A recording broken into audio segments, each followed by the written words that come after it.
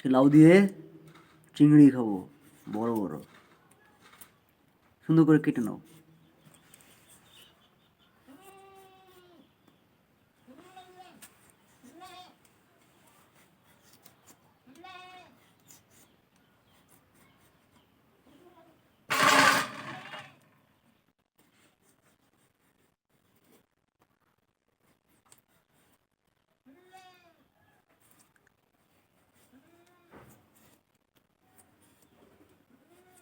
লাউ দিয়ে চিংড়ি জমিয়ে খাবো আজকে।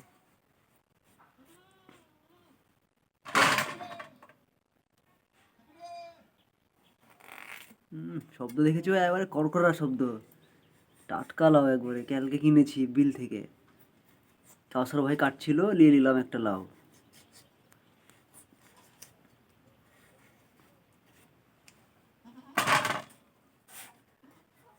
গোটা রাইতে রান্না করবো না?